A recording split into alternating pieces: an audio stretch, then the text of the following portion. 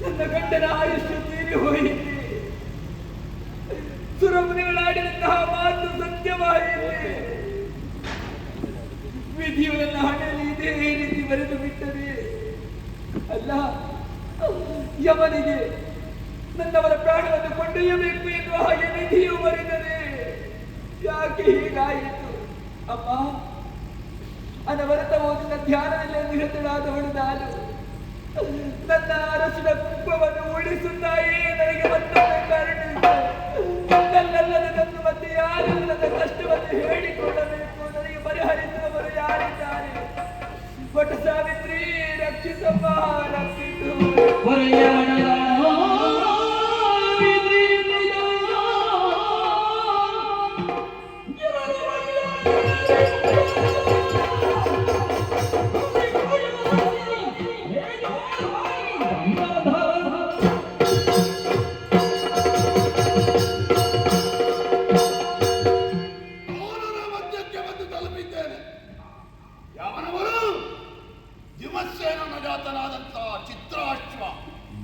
ಅಥವಾ ಸತ್ಯವಾನ ಅವನ ಪ್ರಾಣ ಜ್ಯೋತಿ ನಡೀತೆ.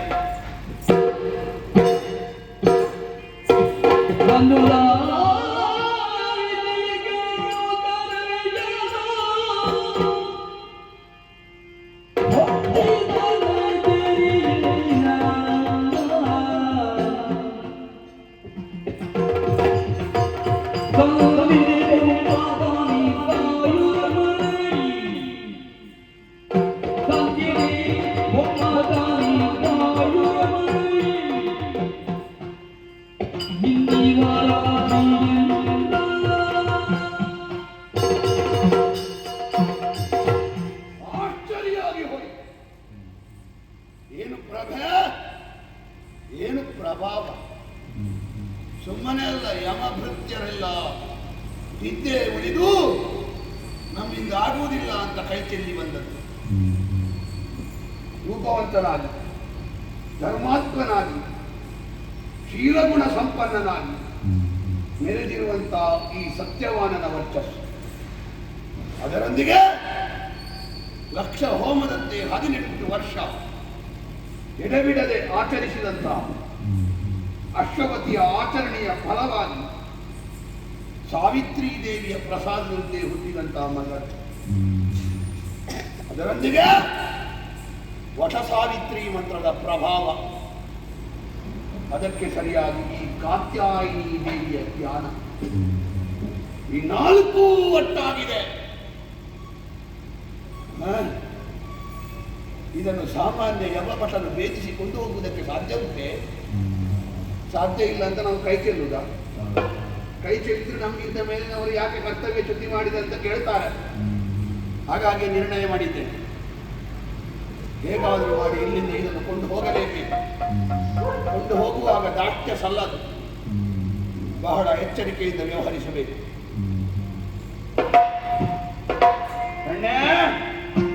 ಇಂದೀವರಾಕ್ಷಿ, ನಿನ್ನ ತೊಡೆಯ ಮೇಲಿರುವುದು ನಿನ್ನ ಗಂಡನ ದೇಹವೇ? ಬಂದವ ಸೂರ್ಯ ಸೂನು ಯಮದೇವ. ಯತ್ರ ನಾರ್ಯಸ್ತು ಪೂಜ್ಯಂತೆ ರಮಂತೆ ತತ್ರ ದೇವತಾ. ಇದು ಆರ್ಷವಾಣಿ. ಇಲ್ಲಿ ನಾರಿಯರಿಗೆ ಪೂಜೆ ಉಂಟು, ಅಲ್ಲಿ ದೇವತೆಗಳ ಸಾನ್ನಿಧ್ಯ ಉಂಟು. ದೇವವರ್ಗದ ಪ್ರಮುಖನಾಗಿ ನಾರಿಯಾದಂತಹ ನಿನ್ನನ್ನು ಅತಿಕ್ರಮಿಸಿ ಯಾವುದನ್ನು ಮಾಡುವುದಕ್ಕೆ ನನಗೆ ಇಚ್ಛೆ ಇಲ್ಲ. ಮಾಡುವುದಕ್ಕೆ ಅಪೇಕ್ಷಿಸಿದರೆ ಯಾವುದನ್ನೂ ಮಾಡಿಯೇನು. ಆದರೆ ನಿನ್ನ ಗೌರವವನ್ನು ಉಳಿಸುವುದಕ್ಕೆ ಬೇಕಾಗಿದೆ. ನಿನಗೆ ಮಾನ್ಯತೆಯನ್ನು ಕೊಟ್ಟು ಕೇಳುತ್ತಾ ಇದ್ದೇನೆ. ನಿನ್ನ ಗಂಡನ ಆಯುಷ್ಯ ತೀರಿತು, ಅವನ ತಲೆಯನ್ನು ನಿನ್ನ ತೊಡೆಯಲ್ಲಿಟ್ಟಿದ್ದು. ಆಗ ಅತಿಕ್ರಮಿಸಿಕೊಂಡು ಹೋಗುವುದು ನನ್ನಂತಹ ದೇವತೆಗೆ ಸರಿ ಬರುವುದಿಲ್ಲ. ತಲೆಯನ್ನು ಕೆಳಗಿಡು, ಬಿಟ್ಟುಕೊಡು, ಬಿಟ್ಟುಕೊಡು, ಬಿಟ್ಟುಕೊಡು.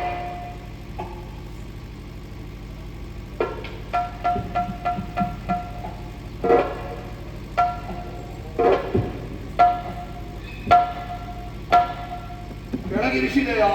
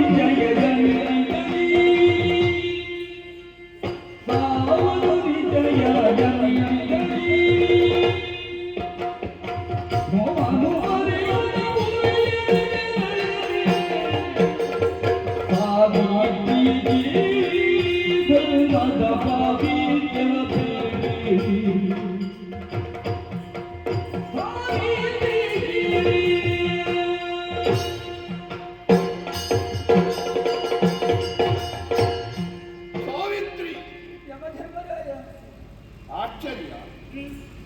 ನಿನ್ನ ಗಂಡನ ತಲೆಯನ್ನು ತೊಡೆಯಿಂದ ಕೆಳಗಿಟ್ಟೆ, ಅವನ ಪ್ರಾಣವನ್ನು ಅಂಗುಷ್ಟ ಮಾತ್ರ ಇದ್ದದ್ದನ್ನು ನನ್ನ ಪಾಶದಿಂದ ಬಂಧಿಸಿದೆ. ಕೊಂದು ಹೋಗುವ ಸಮಯದಲ್ಲಿ ಕಣ್ಣೀರಿನ ಕಡಲಾಗಿದ್ದುಕೊಂಡು ಕಣ್ಣುಗಳನ್ನು ಸಣ್ಣದು ಮಾಡಿದಂತ ನಿನ್ನ ಸ್ಥಿತಿಯೇ ಗೊತ್ತು ಎನ್ನುವುದಾಗಿ ಹಿಂದೆ ತಿರುಗಿ ನೀನು ಕುಳಿತ ಮರದತ್ತ ನೋಡುವ ಅಂತ ನೋಡಿದ್ರೆ ಮರದ ಬುಡದಲ್ಲಿ ನೀನಿಲ್ಲ, ನನ್ನ ಬೆಂಗಳೆಯಲ್ಲಿ. ಆಶ್ಚರ್ಯ. ನಿನ್ನ ಗಂಡ ಸತ್ತಿದ್ದಾನೆ, ಧರ್ಮದ ಪವಿತ್ರೆಯಲ್ಲಿರುವುದು. ಈ ಪ್ರಪಂಚದಲ್ಲಿ ಹುಟ್ಟಿದವ ಸಾಯುವುದು ಎನ್ನುವುದು ಅವರಿಗೆ ನಿಜವಾದ ಬಿಡುಗಡೆ. ಅವ ಮುಂದಕ್ಕೆ ಹೋಗುವುದಕ್ಕೆ ಸರಿಯಾದಂತಹ ಒಂದು ಸುಗಮವಾದ ದಾರಿ. ಮರಣ ಎನ್ನುವುದು ಅಂಜುಗುಳಿಗೆ ಮಾತ್ರ ಪೆಟ್ಟು, ಶ್ರದ್ಧಾವಂತನಿಗೆ ಒಂದು ಗತಿ. ಯಾವನು ಬಳಲಿದ್ದಾನ ಅವನಿಗೆ ಆಯಾಸ ಪರಿಹಾರ. ಯಾವನು ಪ್ರಪಂಚದಲ್ಲಿ ಮತ್ತೆ ಮುಂದಕ್ಕೆ ಹೋಗುವುದಕ್ಕೆ ತೊಡಗಿದ್ದಾನೆ ಅವನಿಗೆ ಜನ್ಮಾಂತರದ ಒಂದು ಪ್ರವಾಸ. ನಿನ್ನ ಗಂಡ ಅದಕ್ಕೆ ಹೊರಟಿದ್ದಾನೆ. ಧರ್ಮ ಅರ್ಥ ಕಾಮದಲ್ಲಿ ತನ್ನೊಂದಿಗೆ ಇರಬೇಕು ಅಂತ ಬಯಸುವ ಗಂಡ ಯಾವ ಹೆಂಡತಿಯನ್ನು ಮೋಕ್ಷದಲ್ಲಿ ಬಯಸಲಿಕ್ಕಿಲ್ಲ. ಅವನು ನಿನ್ನೊಂದಿಗಿನ ಬದುಕಿನ ಯಾತ್ರೆಯನ್ನು ಮುಗಿಸಿದ್ದಾನೆ. ನನ್ನ ಜೊತೆಯಲ್ಲಿ ಬರುವುದಕ್ಕೆ ಈಗ ಪೂರ್ಣಾರ್ಹತೆಯನ್ನು ಪಡೆದಿದ್ದಾನೆ. ನೀನಿನ್ನು ಮಾಡಬೇಕಾದ್ದೇನು? ಹಿಂದೆ ಬಂದು ಸುಮ್ಮನೆ ಸಮಯ ಹಾಳು ಮಾಡಿ ನಿನ್ನ ದೇಹದ ಶಕ್ತಿಯನ್ನು ವ್ಯಯ ಮಾಡುವುದಲ್ಲ. ಹೋಗು, ಉತ್ತರ ಕ್ರಿಯಾದಿ ಅಪರಕರ್ಮಗಳನ್ನು ಮಾಡಿ ನಿನ್ನ ಗಂಡನನ್ನು ಶಾಸ್ತ್ರೋಕ್ತವಾಗಿ ಬೀಳ್ಕೊಡು. ನನ್ನ ಹಿಂದೆ ಬಂದು ಏನು ಮಾಡಿಕೊಂಡು ಬೇರೆ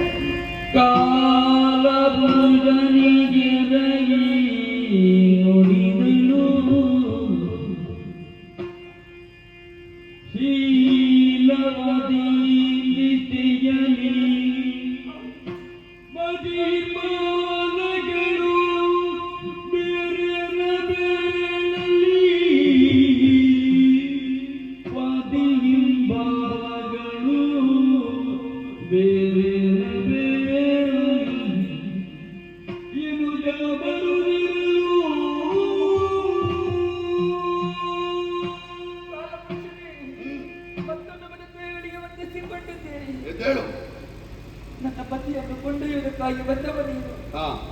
ಆದ್ರೆ ಯಾಕೆ ಈ ರೀತಿಯಾಗಿ ಆಡುತ್ತಾ ಇದ್ದೀನಿ? ನಿನ್ನನ್ನು ಹಿಂಬಾಲಿಸಿಕೊಂಡು ಬರುತ್ತಾ ಇದ್ದೇನೇನು ಹಾಗೆ ಆಡುತ್ತಾ ಇದ್ದೀಯಲ್ಲ? ಇಲ್ಲ, ನಾನು ನಿನ್ನನ್ನು ಹಿಂಬಾಲಿಸಿಕೊಂಡು ಬಂದದ್ದಲ್ಲ, ನನ್ನ ಪತಿಯನ್ನು ಹಿಂಬಾಲಿಸಿಕೊಂಡು ಬಂದದ್ದು ನಾನು. ಅದಕ್ಕೆ ಹೇಳಿದನಲ್ಲ, ಧರ್ಮಾರ್ಥ ಕಾಮದಲ್ಲಿ ಮಾತ್ರ ಅತಿಕ್ರಮಿಸಿಕೊಂಡು ಹಿಂದೆ ಬರಲಿಕ್ಕೆ ಮೋಕ್ಷಕ್ಕೆ ಹೋಗ್ತಾ ಇದ್ದಾನೆ. ಈಗ ಹಿಂಬಾಲಿಸಿಕೊಂಡು ಬಂದ್ರೆ ಹೇಗೆ ಸರಿಯಾಗ್ತದೆ? ಶೀಲವತಿಯಾದಂತಹ ನಾನು ಇಷ್ಟರವರೆಗೆ ಗಂಡರ ಜೊತೆಗೂಡಿಯೇ ಬದುಕಿದವಳು. ಹಾಗಿರುವಾಗ ಅವರನ್ನು ಬಿಟ್ಟಿರುವುದಕ್ಕೆ ನನಗೆ ಸಾಧ್ಯವೇ ಇಲ್ಲ. ಅದಕ್ಕಾಗಿ ಅವರನ್ನೇ ಹಿಂಬಾಲಿಸಿಕೊಂಡು ಬರುತ್ತಾ ಇರುವವಳು ನಾನು.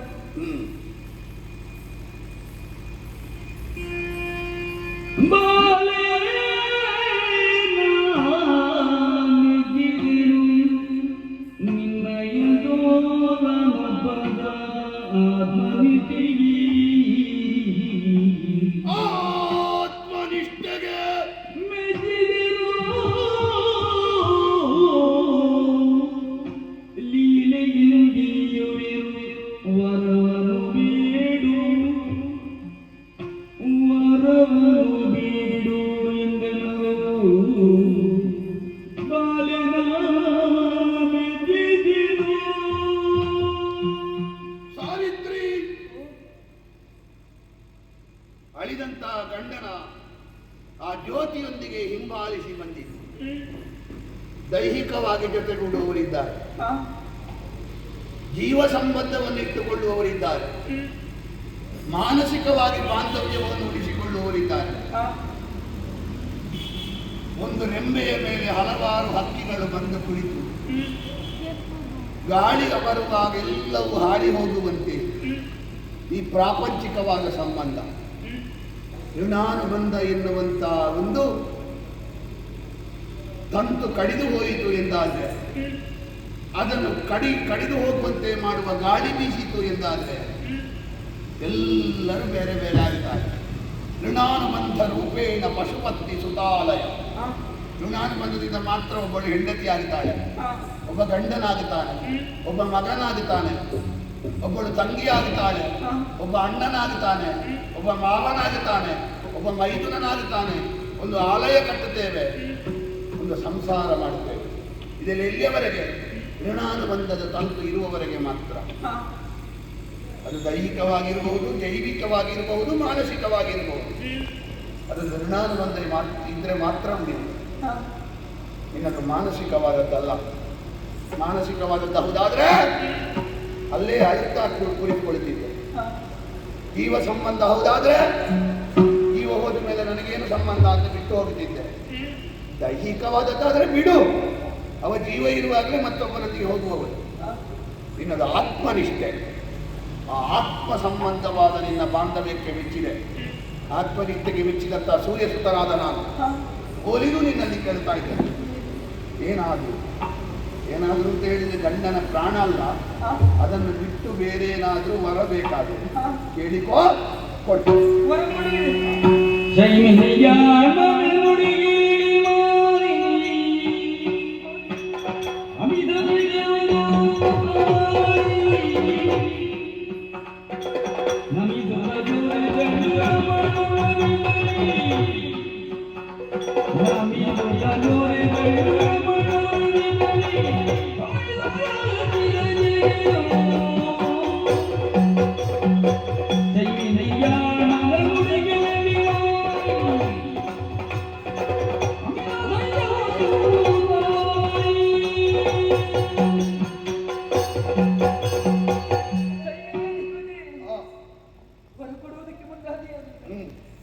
ನಿನ್ನ ಮಾತನ್ನು ಕೇಳಿದಾಗ ನನಗೆ ಅಮಿತ ಧೈರ್ಯ ಬಂತು.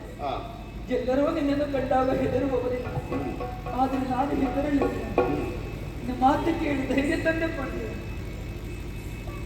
ವರವನ್ನು ಕೇಳುತ್ತೇನೆ, ಆದರೆ ಯಾವ ವರವನ್ನು ಯಾರಿಗಾಗಿ ಕೇಳಲು ಹಾಗೆ ಯೋಚಿಸಬೇಕಾದ್ರೆ ನನ್ನವರ ಪ್ರಾಣವನ್ನು ಕೊಂಡೊಯ್ಯಲಿಕ್ಕೆ ಮುಂದಾದವನು ಈ ಹಿಂದಕ್ಕಾದರೂ ಯಾವುದೋ ಒಂದು ದುರ್ಘಟನೆಯಲ್ಲಿ ನನ್ನವರ ಮಾತಾಪಿತೃಗಳು ಕಣ್ಣುಗಳನ್ನು ರಾಜ್ಯವನ್ನು ಕಳೆದುಕೊಂಡವರಿದ್ದಾರೆ. ಆ ಬಳಿಕ ಅವರಿಗೆ ಕಣ್ಣಾಗಿ ಇದ್ದವರು ನನ್ನವರು. ಆ ಕಣ್ಣನ್ನೇ ನೀನು ಕೊಂಡೊಯ್ಯುತ್ತೀಂತಾದ್ರೆ ಇನ್ನವರಿಗೆ ಯಾರು ಗತಿ ಇದ್ದಬೇಕಲ್ಲ. ಹಾಗಾಗಿ ನಿನ್ನಲ್ಲಿ ಕೇಳುವುದಿಷ್ಟೇ, ನನ್ನ ಅತ್ತೆ ಮಾವನಿಗೆ ಮತ್ತೆ ಕಣ್ಣುಗಳು ಒದಗುವಂತೆ ಅನುಗ್ರಹಿಸಬೇಕು, ಅವರ ರಾಜ್ಯಗಳು ಮತ್ತೆ ಅವರಿಗೆ ಸಿಗುವ ಹಾಗೆ ಅನುಗ್ರಹಿಸಬೇಕು. ನೀವು ರಾಜ್ಯವನ್ನು ಕಳೆದುಕೊಂಡಿದ್ದಾರೆ, ಅಂಗಗಳನ್ನು ಕಳೆದುಕೊಂಡಿದ್ದಾರೆ, ಜೊತೆಗೆ ಮಗನನ್ನು ಕಳೆದುಕೊಂಡರು ಎಂದಾದರೆ ಅವರಿಗೆ ಬದುಕಿನಲ್ಲಿ ಏನು ಉಳಿದಿರುವುದಿಲ್ಲ. ಹಾಗಾಗಿ ಯೌವನದ ರೂಪದ ಮಗನನ್ನು ಕಳೆದುಕೊಂಡರೂ ತಮ್ಮ ವೈಭವವನ್ನು ಮತ್ತು ಕಳೆದುಕೊಂಡ ಅಂಗಾಂಗಗಳನ್ನು ಮತ್ತೆ ಪಡೆಯಬೇಕು. ಹೊರಟೆ.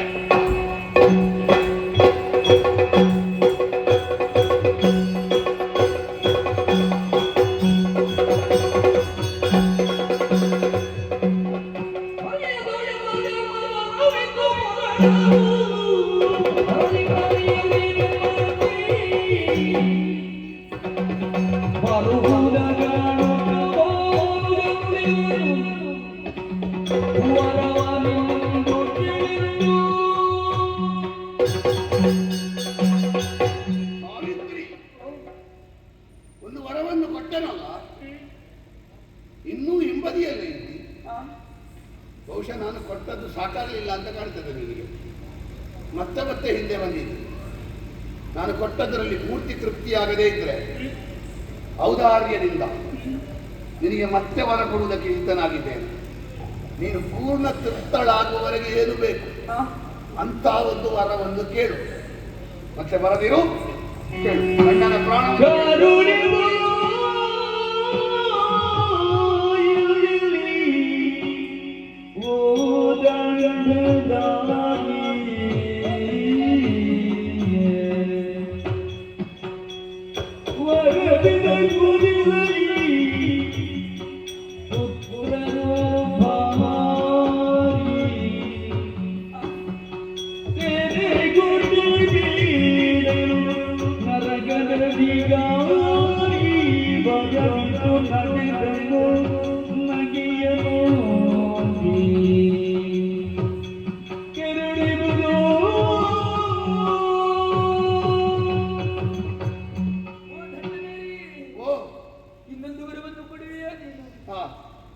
ನಾನು ಕೊಡುದಲ್ಲ, ನೀನು ಬಂದದಕ್ಕೆ ಕೊಡು.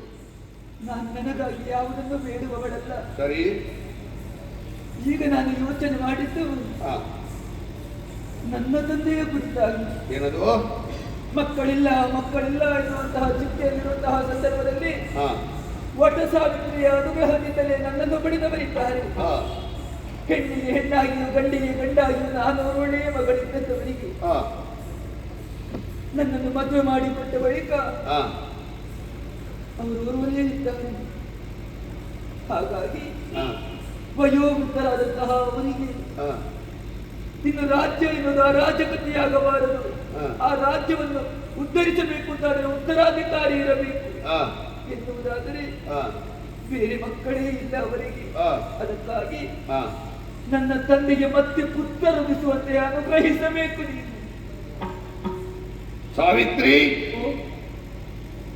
ಒಂದು ಕಾಲದಲ್ಲಿ ಗಂಡು ಮಕ್ಕಳು ಬೇಕು ಎನ್ನುವ ಕಾರಣಕ್ಕಾಗಿ ಆ ವ್ರತವನ್ನು ಆಚರಿಸಿದರು. ಆ ವ್ರತದ ಫಲವಾಗಿ ಸಿಕ್ಕಿದ್ದು ಹೆಣ್ಣು ಮಗಳ ಪ್ರಾಪ್ತಿ. ಇನ್ನು ಹೆಚ್ಚು ಕೇಳಬೇಡ, ಇದೇ ನಿನಗೆ ಅನುಗ್ರಹ ಅಂತ ಆ ಸಾವಿತ್ರಿ ದೇವಿ ಹೇಳಿದಳಂತೆ. ಅದರ ಹಿನ್ನೆಲೆಯಲ್ಲಿದ್ದ ಅರ್ಥ ಏನು?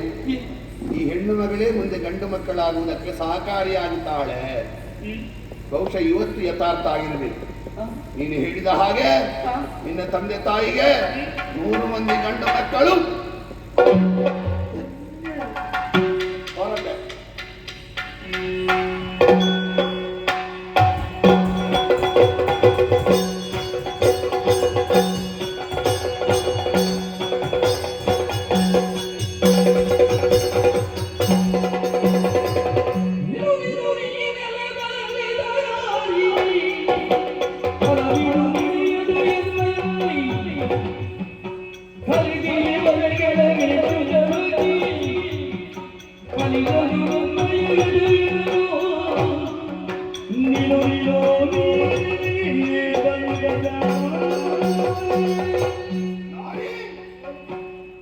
ಏನು ಹೆಣ್ಣು ಮಗಳು ಮದುವೆಯಾಗಿ 1ನೇ ವರ್ಷದಲ್ಲಿ ಗಂಡನನ್ನು ಕಳೆದುಕೊಂಡಿದ್ದಾಳೆ.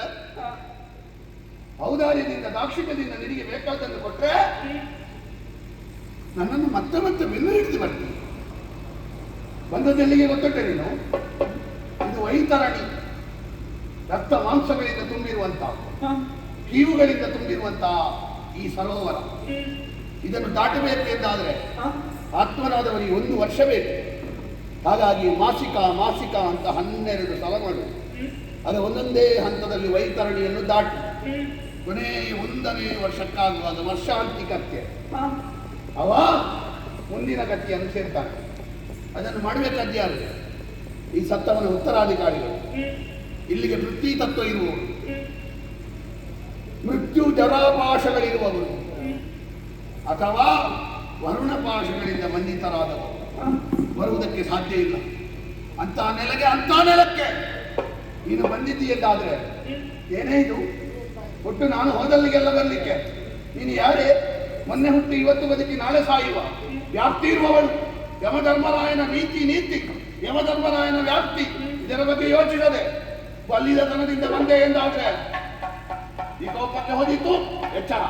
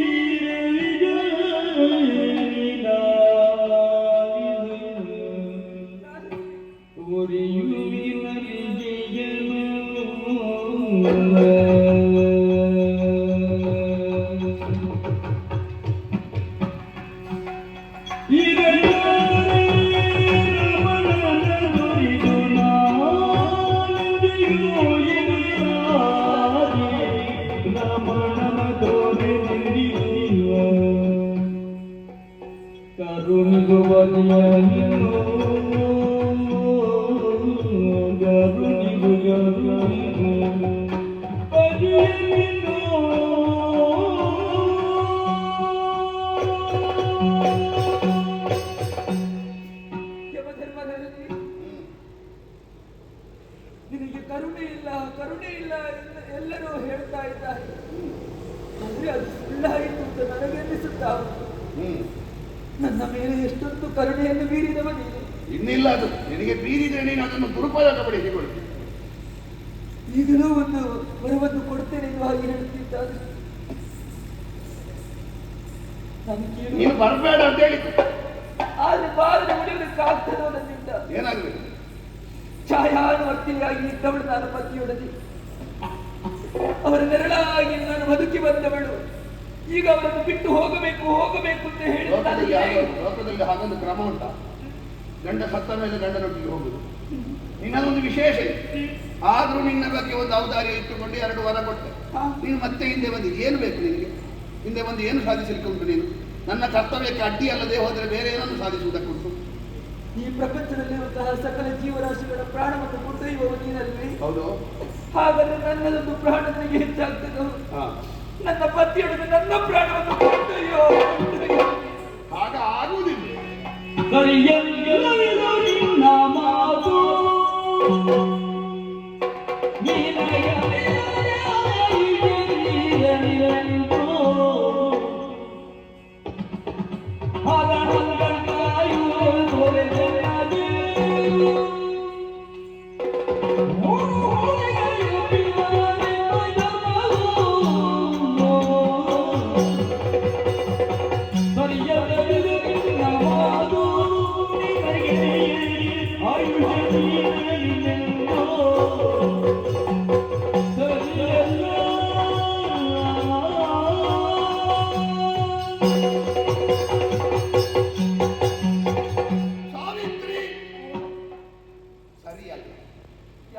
ಯಾಕೆ ಸರಿಯಲ್ಲ? ಗಂಡ ಸತ್ತ ಕೂಡಲೇ ಹೆಂಡತಿಯ ಪ್ರಾಣ ಕೊಂಡು ಹೋಗ್ಲಿಕ್ಕೆ ನನಗೆ ಅಧಿಕಾರ ಇಲ್ಲ. ನಾನು ನಿನ್ನ ಗಂಡನ ಮೇಲೆ ಹಾಗೆಯಿಂದ ನಾನು ತೆಗೆದುಕೊಂಡು ಹೋಗುವುದು ಅಂತ ಭವಿಸಿದ್ಯಾ? ಅವನ ಆಯುಷ್ಯ ಮುಗಿದಿದೆ. 3 ಮೂರ್ತಿಗಳ ಆಜ್ಞೆಯ ಹಾಗೆ ನಿನ್ನ ಆಯುಷ್ಯ ಮುಗಿಯದೆ ನಾನು ಕೊಂಡು ಹೋದರೆ, ಆಯುಷ್ಯ ಮುಗಿದವನನ್ನು ಇಲ್ಲಿ ಬಿಟ್ಟು ಹೋದರೆ, 2ಕ್ಕೂ ನನಗಿಂತ ಮೇಲಿನವರು ನನಗೆ ಆಕ್ಷೇಪ ಮಾಡ್ತಾರೆ. ಲೋಕದವರು 1000 ಆಕ್ಷೇಪ ಮಾಡಿ ಆ ಯಮನಿಗೆ ಕರುಣೆ ಇಲ್ಲ. ಛೇ, ಆ ಮದುವೆ ಇತ್ತು ನಾಳೆ, ಇವತ್ತು ಅವಳ ಅಪ್ಪನನ್ನು ತೆಗ್ದಲ್ವ? ತೆಗೆಯದ ವಿಧಿ ಇಲ್ಲ ನನಗೆ. ಅವನ ಆಯುಷ್ಯ ಮುಗಿದಿರ್ತದೆ. ಛೇ, ಅವರು ಪಾಪ ಮದುವೆಗೆ ಮಂಟಪ ಕಟ್ಟಿದ್ರು. ಆ ಮಂಟಪದಲ್ಲೇ ಇವ ಉತ್ತರಕ್ರಿಯೆ ಆಗುವ ಹಾಗೆ ಮಾಡಿದನಲ್ಲ, ಮಾಡದೆ ವಿಧಿ ಇಲ್ಲ. ಸತ್ತವನ ಆಯುಷ್ಯ ಮುಗಿದಿರ್ತದೆ. ಛೇ, ಆ ತಂದೆ ತಾಯಿ ಗತಿ ಇಲ್ಲದೆ ಇರುವವು. ಇದ್ದದ್ದು ಒಬ್ಬ ಮಗ, ಅವನನ್ನು ತಗೊಂಡು ಹೋಗಿಬಿಟ್ಟನಲ್ಲ, ತೆಗೆದುಕೊಂಡು ಹೋಗದ ವಿಧಿ ಇಲ್ಲ. ಆ ಮಗನ ಆಯುಷ್ಯ ಮುಗಿದಿರ್ತದೆ. ಒಬ್ಬ ತಬ್ಬಲಿ ಆಗ್ತಾನೆ, ಒಬ್ಬಳು ವಿಧವೆ ಆಗ್ತಾನೆ, ಒಬ್ಬ ಅನಾಥನಾಗ್ತಾನೆ, ಒಬ್ಬ ದೇಶಿಗನಾಗ್ತಾನೆ. ಹೀಗೆ ನೋಡಬೇಕಾದಂತಹ ಸ್ಥಿತಿ ಅಲ್ಲ ಯಮನದ್ದು. ನಾನು ಕೇವಲ ಕರ್ತವ್ಯವನ್ನು ಮಾತ್ರ ನೋಡಿ ಸಮದರ್ಶಿತ್ವದಿಂದ ಯಾರಿಗಾದರೂ ಕನಿಕರವನ್ನೂ ತೋರಿಸದೆ, ಯಾರ ಮೇಲೆ ಹಗೆಯನ್ನೂ ಇರಿಸಿಕೊಳ್ಳದೆ ವ್ಯವಹರಿಸಬೇಕಾದವನಾದ ಕಾರಣ ನಿನ್ನ ಗಂಡನ ಆಯುಷ್ಯ ಮುಗಿದಿದೆ, ಹಾಗಾಗಿ ಕೊಂಡು ಹೋಗ್ತಾ ಇದ್ದೇನೆ. ನಿನ್ನ ಆಯುಷ್ಯ ಮುಗಿಲಿಲ್ಲ, ಹಾಗಾಗಿ ಕೊಂಡು ಹೋಗುವುದಿಲ್ಲ. ಆದರೆ ಒಂದು, ಇಲ್ಲಿಯವರೆಗೆ ಒಬ್ಬಳು ಬರಬೇಕು ಅಂತಾದರೆ ಸಾಮಾನ್ಯ ರಕ್ತ ಮಾಂಸ ಮೇಧಸ್ಸುಗಳಿಂದ ಆದವಳಿಗೆ ಸಾಧ್ಯ ಇಲ್ಲ. ನೀನು ಬಂದಿದ್ದಿ ಎಂದಾದರೆ ಏನೋ ವೈಶಿಷ್ಟ್ಯ ಉಂಟು. ಅದಕ್ಕೆ ಬೇಕಾದ ಇನ್ನೊಮ್ಮೆ ಔದಾರ್ಯದ ಕಣ್ಣನ್ನು ತೆರೆದಿದ್ದೇನೆ. 3 ಕಣ್ಣನ ಆಣೆಗೂ ನಿನಗೇನು ಬೇಕು ಆ ಒಂದು ವರವನ್ನು ಕೇಳಿದ ಮೇಲೆ ನನ್ನನ್ನು ಕಾಡದಿರೋ. ಮನುಜರ ಜನ್ಮದ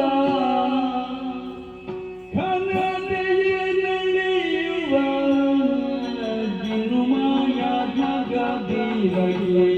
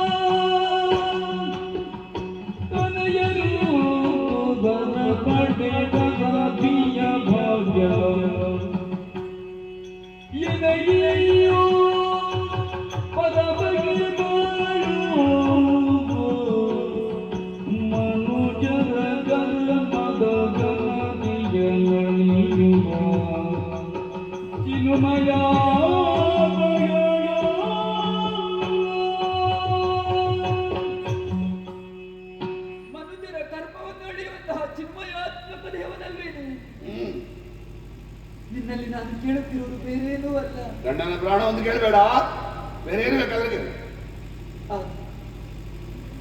ಕೊನೆಯದಾದಂತಹ ಒಂದು ವರವನ್ನು ಕೇಳು ಕೇಳು ಎಂದು ಹಾಗೆ ಹೇಳಿದಿರಲ್ಲ, ಆ ವರವನ್ನೇ ನಾನು ಕೇಳುತ್ತಾ ಇದ್ದೇನೆ. ನನಗೆ 100 ಔರಸ ಪುತ್ರರು ಉದಿಸುವಂತೆ ಅನುಗ್ರಹಿಸಬೇಕು.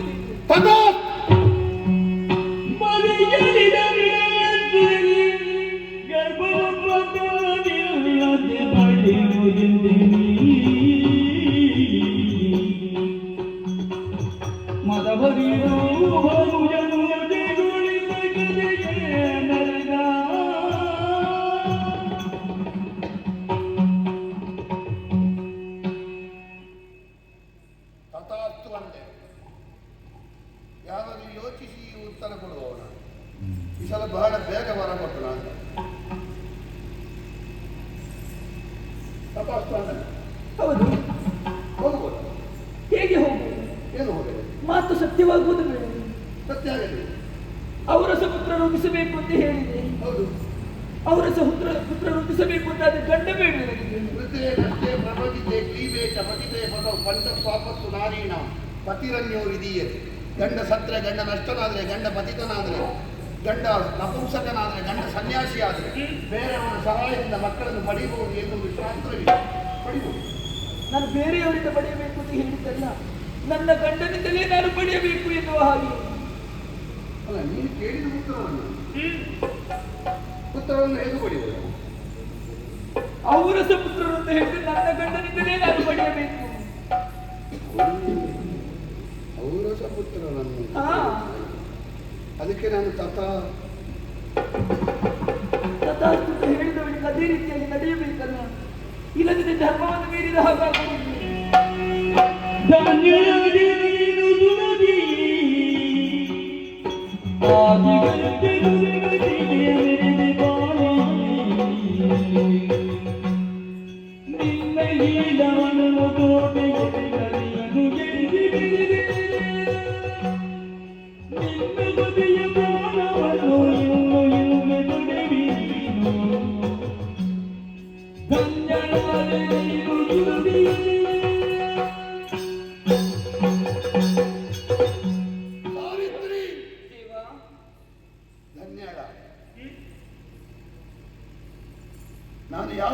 ಕೊಡುವುದಿಲ್ಲ ಅಂತ ಭಾವಿಸಿದನು, ಯಾವುದನ್ನು ಕೊಡುವುದಿಲ್ಲ ಅಂತ ನಿನ್ನಲ್ಲಿ ದೃಢವಾಗಿ ಹೇಳಿದನು, ಯಾವುದನ್ನು ಕೊಡುವುದಿಲ್ಲ ಅಂತ ನನ್ನನ್ನು ಆಜ್ಞೆ ಕಟ್ಟಿ ಹಾಕಿದನು, ಅದನ್ನು ನನಗರಿವಿಲ್ಲದೆ ನೀನು ಪಡೆಯುವ ಹಾಗೆ ನಿನ್ನ ಆಚರಣೆ ನನ್ನನ್ನು ಮೀರಿ ಬೆಳೆಯುವುದು.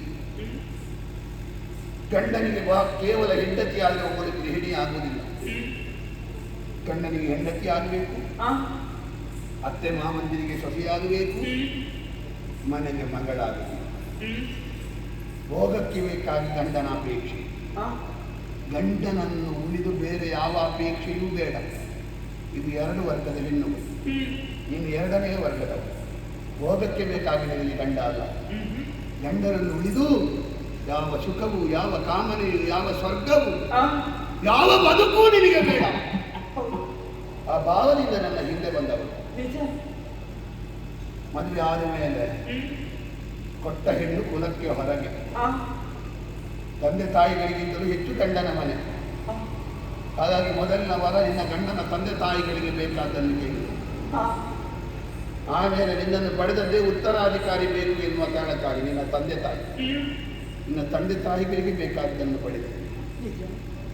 ಕೊನೆಗೆ ನಿನ್ನ ಗಂಡನನ್ನು ಪಡೆದೆ. ಯಾವಳು ಅತ್ತೆ ಮಾವಂದಿರಿಗೆ ಒಳ್ಳೆಯ ಸೊಸೆಯಾಗುತ್ತಾಳೆ, ಯಾವಳು ತಂದೆ ತಾಯಿಯೊಂದಿಗೆ ಒಳ್ಳೆ ಮಗಳಾಗುತ್ತಾಳೆ, ಅವಳು ಪತಿವ್ರತಾ ಧರ್ಮವನ್ನು ಆಚರಿಸಿದ್ರೆ ಗಂಡನನ್ನಾದರೂ ಮತ್ತೆ ಪಡೆಯಬಹುದು ಎನ್ನುವಂತಹ ಸತ್ಯವನ್ನು ಲೋಕಕ್ಕೆ ತೋರಿಸಿದೆ. ವಿದೇಶೇಶು ಧನಂ ವಿದ್ಯಾ ಪರಲೋಕೆ ಧನಂ ಧರ್ಮಂ ವ್ಯಸನೇಶು ಧನಂ ಮತಿ ಶೀಲಂ ಸರ್ವತ್ರ ವೈಧನಂ. ವಿದೇಶದಲ್ಲಿ ವಿದ್ಯೆಯೇ ಧನ, ಪರಲೋಕದಲ್ಲಿ ಧರ್ಮವೇ ಧನ, ವ್ಯಸನ ಕಾಲದಲ್ಲಿ ಮತಿಯೇ ಧನ, ಶೀಲಂ ಸರ್ವತ್ರ ವೈಧನ. ಶೀಲ ಪ್ರತಿ ಕಡೆಯಲ್ಲಿಯೂ ದೊಡ್ಡ ಧನವೇ, ಸಂಪತ್ತಿ. ಅಂತಹ ಶೀಲವನ್ನು ಬೆಳೆಸಿದೆ, ಪಾತಿವ್ರತ್ಯದ ಔನ್ನತ್ಯವನ್ನು ಬೆಳೆಸಿದೆ. ಯಜ್ಞ ಮಾಡಬೇಕಾಗಿಲ್ಲ, ತಪಸ್ಸು ಮಾಡಬೇಕಾಗಿಲ್ಲ, ಪೂಜೆ ಮಾಡಬೇಕಾಗಿಲ್ಲ. ಹೆಣ್ಣಾದವಳು ಗಂಡನ ಸೇವೆಯನ್ನು ನಿಷ್ಕಲ್ಮಶ ಮನಸ್ಸಿನಿಂದ ಮಾಡಿದರೆ ಅದೇ ಅವಳಿಗೆ ತಪಸ್ಸು, ಅದೇ ಅವಳಿಗೆ ಯಜ್ಞ, ಅದೇ ಅವಳಿಗೆ ದೇವರ ಪೂಜೆ ಎನ್ನುವುದನ್ನು ತೋರಿಸಿಕೊಟ್ಟ ನಿನ್ನ ಔನ್ನತ್ಯಕ್ಕೆ ಮೆಚ್ಚಿದ್ದೇನೆ.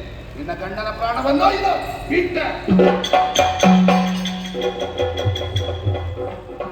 ಕೊಂಡು ಹೋಗಬೇಕಾದ ನಾನು ನಿನ್ನ ಗಂಡನನ್ನು ಬಿಟ್ಟೆ ಎನ್ನುವ ಕಾರಣಕ್ಕಾಗಿ ನೀನು ಗೆದ್ದೆ ಸಾಧಿತು. ಆದರೆ ನಾನು ಸೋತ.